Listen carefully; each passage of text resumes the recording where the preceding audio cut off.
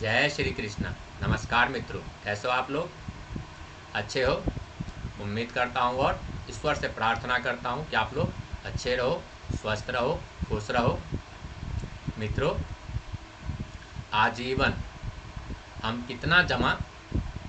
धन कितना जमा कर पाएंगे, कितनी कमाई कर पाएंगे, या फिर जीवन पर्यंत हमारे पास कितना धन अर्जित हो पाएगा, कितना लाभ हो पाएगा, किस तरह से हम कमाएंगे, यह हर किसी को जानने की इच्छा होती है। तो आइए मित्रों, आज का हमारा ये विषय है, बिना विलंब किए शुरू करें। मित्रों, यह जानने के लिए सबसे पहले हम अपने लग्न कुंडली के लग्न और लग्नेश की अवस्था देखेंगे, क्योंकि हम लाभ तभी कमाएंगे, हमारे पास धन तभी होगा जब हमारा लग्न और लग्नेश मजबूत हो, अच्छी अवस्था में हो, तभी हम कोई काम कर सकते हैं, तभी कोई लाभ कमा सकते हैं। तो पहले अपने लग्न और लग्नेश की अवस्था आप पहले ही देख लें, किस अवस्था में हो। वो जितना बलवान हो, जितनी अच्छी अवस्था में हो, उतना बेहतर है हमारे लिए।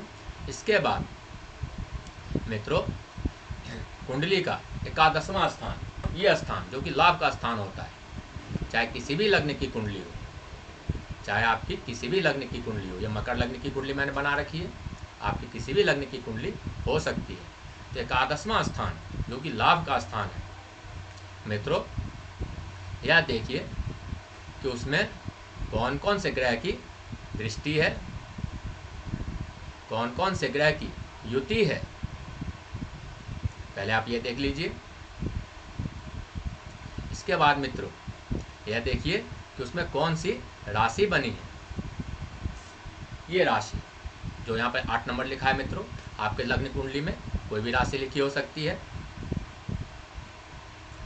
यदि इस भाव पर शुभ ग्रह की दृष्टि होगी, कारक ग्रह की दृष्टि होगी, किसी उच्च के ग्रह की दृष्टि होगी, तो अधिक से अधिक लाभ होगा, अधिक से अधिक लाभ हम कमाएंगे। जब अधिक से अधिक लाभ कमाएंगे तो निश्चित है कि धन भी संचित अवश्य होगा।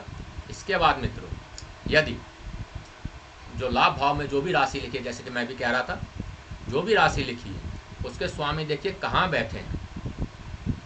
जो भी राशि, जैसे कि यहाँ पे 8 नंबर लिखी है, जिसके स्वामी मंगल देव होते हैं, तो आपके अपनी कुंडली में देखिए कि कौन सी राशि लिखी हुई है और उसके स्वामी कहाँ बैठे हैं। यदि उसके स्वामी लाभ भाव में बैठे हैं, वहीं बैठे हैं, लग्न भाव में बैठे हैं, धन भाव में बैठे हैं, लग्न और धन भाव में बैठना अति शुभ होता है, अधिक से अधिक शुभ होता है। यह जातक को धनी बनाता है। अधिक से अधिक ऐसे जातकों की धन संचित हो पाता है। यदि आपका लाभेश, इसमें जो राशि लिखी है उसका स्वामी यदि सुख भाव में बैठा हुआ है तो यह भी शुभ है। यदि पंचम भाव में बैठा है यह भी शुभ है, क्योंकि वहाँ से बैठकर अपनी सप्तम दृष्टि से उसको देखेगा, अपने भाव को देखेगा, तो जातक अवश्य लाभ कमाएगा। जब लाभ अधिक होगी तो धन भी संचित अवश्य होगी। इसके अलावा मित्रों, यदि आपका लाभेश इस भाव में बैठा है तो भी अच्छा है। ये डेली इनकम का भाव है, भाग्य भाव में बैठा है तो यह भी अच्छा है, यह अत्यंत अच्छा है। यदि लाभ भाव का स्वामी विशेष तौर पे इस भाव का स्वामी यदि धन भाव में बैठ जाए, तो ये महाधनी योग बनाता है मित्रों। ऐसे जातक अधिक से अधिक धन संचित करते हैं। कम से कम प्रयास में अधिक से अधिक धन संचित हो पाता है मित्रों। यदि इन दोनों भाव के स्वामी, इस भाव के स्वामी, धन भाव के स्वामी और लाभ भाव के स्वामी कहीं युति करके केंद्र में या त्रिकोण में बैठ जाए तो यह भी महाधनी योग होता है मित्रों। जैसे कि मान लीजिए इस भाव का स्वामी 11 नंबर लिखा है, मान लीजिए तो कौन होगा? शनि देव, और लाभ भाव के स्वामी मंगल देव।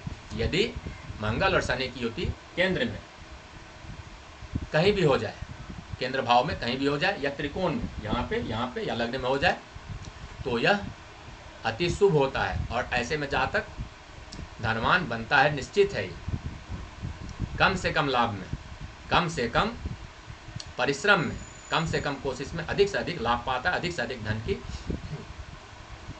संचित कर पाता है मित्रों। इसके अलावा मित्रों, यदि लग्नेश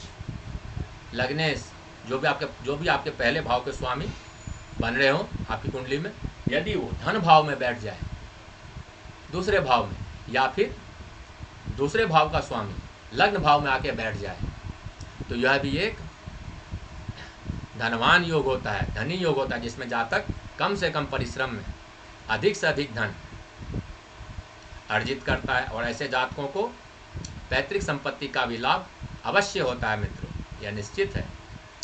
यदि लग्नेश और धनेश पहले भाव का स्वामी और दूसरे भाव का स्वामी कहीं एक जगह युति करके बैठ जाए, विशेषकर केंद्र में या त्रिकोण में, तो यह महाधनी योग होता है मित्रों, यह शुभ होता है जातक के लिए। इसके बाद मित्रों, यदि लग्नेश और धनेश में परिवर्तन योग हो जाए, लग्न भाव के स्वामी दूसरे भाव में या दूसरे भाव के स्वामी लग्न भाव में, यहाँ मकर लग्न की कुंडली बनी है, लग्नेश और धनेश दोनों एक ही होंगे। वैसे अगर किसी भी लग्न की, जैसे कि धनु लग्न है, धनु लग्न 9 नंबर शुरू होता है, तो लग्नेश बृहस्पति देवगुरु बृहस्पति होंगे और धनेश शनि देव। यदि दोनों एक साथ बैठ जाएं या दोनों परिवर्तन कर ले, परिवर्तन, जो लग्न भाव का स्वामी है वो धन भाव में और धन भाव का स्वामी है वो लग्न भाव में, तो यह महाधनी योग बन जाता है मित्रों। ऐसे में जातक आकस्मिक धन तो प्राप्त करता ही करता है, पैतृक संपत्ति भी प्राप्त करता है और कम से कम लाभ में अधिक से अधिक धन की प्राप्ति करता है। और अपने जीवन काल में उत्तरार्ध में वो संपन्न होता है हर चीज से, भूमि, भवन, वाहन, हर चीज से, हर सुख से, गाड़ी, बंगला, सब कुछ। इसके बाद मित्रों, यदि लाभ भाव के स्वामी और धन भाव के स्वामी, लाभ भाव के स्वामी और धन भाव के स्वामी, जैसे कि यहाँ पे लाभ भाव के स्वामी कौन होगा 8 नंबर बनाया तो मंगल देव, और धन भाव के स्वामी 11 नंबर बनाया तो शनि देव। यदि शनि देव इस भाव में और मंगल देव दूसरे भाव में परिवर्तन योग कर ले, एक दूसरे से परिवर्तन में आ जाए, धनेश लाभ भाव में और लाभेश धन भाव में, तो यह भी एक महाधनी योग बनाता है मित्रों, जिसमें जातक अधिक से अधिक धन की संचयन जमा कर पाता है मित्रों। यह निश्चित है मित्रों, यह महाधन योग का निर्माण कर देता है। इसके अलावा मित्रों, यदि लाभ भाव का स्वामी भाग्य भाव में आके बैठ जाए और अच्छी अवस्था में उस पर किसी शुभ ग्रह की दृष्टि पड़ जाए, तो यह एक महाधनवान योग बना देता है मित्रों। जातक भाग्य के सहारे, अपने भाग्य के सहारे लाभ करता है, अच्छा लाभ करता है और धन जमा करता है। इसके बाद मित्रों, यदि लग्न भाव का स्वामी भाग्य भाव में, लग्न भाव का स्वामी भाग्य भाव में और भाग्य भाव का स्वामी लग्न भाव में बैठ जाए, परिवर्तन योग कर ले, तो यह भी एक महाधनवान योग बना देता है मित्रों। ऐसे में जातक भाग्यशाली बनता है और भाग्य के सहारे धनवान बनता है। इसके अलावा मित्रों, यदि लाभेश लाभ भाव का स्वामी लग्न भाव में या लग्न भाव का स्वामी लाभ भाव में या दोनों में परिवर्तन हो जाए, तो यह भी एक महाधनवान योग का निर्माण करता है मित्रों, जिसमें जातक अधिक से अधिक लाभ कमाकर धन अर्जित कर लेता है। इसके बाद मित्रों, यदि लाभ भाव का स्वामी पंचम भाव में बैठ जाए, तो यह भी एक धनवान योग बनाता है मित्रों, क्योंकि यहाँ पे लाभेश जब पंचम भाव में बैठेंगे, यहाँ का स्वामी जब यहाँ बैठेंगे, तो इनकी सप्तम दृष्टि इस पर पड़ेगी। और कोई भी ग्रह जब अपने भाव को देखता है तो उस भाव के बल में वृद्धि करता है मित्रों।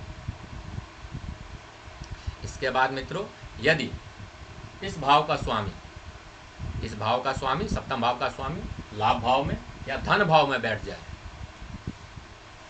और धन भाव का स्वामी या लाभ भाव का स्वामी इस भाव में बैठ जाए तो भी यह महाधनवान योग बनाता है। ऐसे में जहाँ तक कि रोज का इनकम जो है वो बढ़ जाता है, साझेदारों से अच्छी पड़ती है और उनसे उनको लाभ होता है, या फिर पत्नी से उसको विशेष लाभ होता है, विवाह के पश्चात उसको विशेष लाभ होता है और धन संचित करता है मित्रों। इसके अलावा मित्रों, कर्म भाव का यदि कर्मेश जो राशि इस भाव में बन रही है वो लाभ भाव में और लाभ भाव का स्वामी इस भाव में आ जाए, परिवर्तन कर ले, तो यह भी एक महाधनवान योग का निर्माण करता है। ऐसे में जहाँ तक कर्म से, अपने अच्छे कर्मों से, अपने व्यापार से अच्छे लाभ कमाता है और अच्छे धन अर्जित कर लेता है। इसके बाद मित्रों, यदि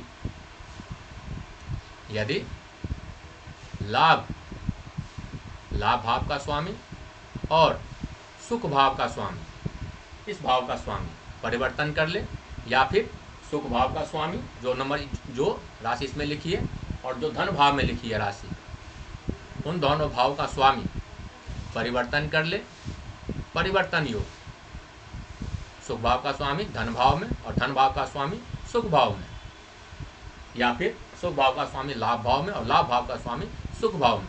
तो ऐसे में भी जातक धनवान बनता है, अच्छी खासी धन अपने जीवन काल में वह अर्जित कर लेता है, सुखी रहता है और सुख सुविधाओं की सभी वस्तुएं वह अपने बदौलत अर्जित कर लेता है मित्रों।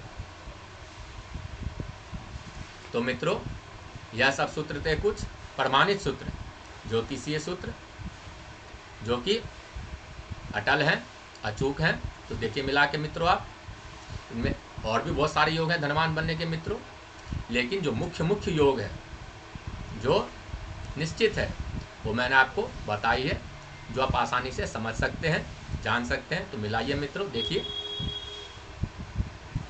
तो मित्रों, आज का हमारा जो ये विषय था धन योग, मैंने समझाई है, बताया है कुछ। आशा है मुझे आपको समझ में आया होगा। अगर नहीं समझ में आया या फिर और भी कुछ जानना चाहते हैं तो कमेंट के माध्यम से आप लिख सकते हैं। आपकी कोई और भी उलझन हो तो वो भी लिख सकते हैं मित्रों, व्हाट्सएप का प्रयोग कर सकते हैं, आपका वेलकम है। तो मित्रों, आज के कार्यक्रम को, अपनी वाणी को यहीं विराम दें। अगर आपको यह वीडियो अच्छा लगा हो तो लाइक करें, सब्सक्राइब करें। विशेषकर जो नए दर्शक हैं मैं उनसे कहना चाहूँगा। तो मित्रों, आज के कार्यक्रम को यहीं विराम देते हैं, अपनी वाणी को यही विराम देते हैं। मिलते हैं अगले वीडियो में अगले विषय के साथ। तब तक के लिए धन्यवाद, नमस्कार। ईश्वर आपको और आपके परिवार को खुशहाल रखे, सुरक्षित रखे, खुश रखे, आपकी सभी मनोकामनाएं पूर्ण हो। जय श्री कृष्ण मित्रों।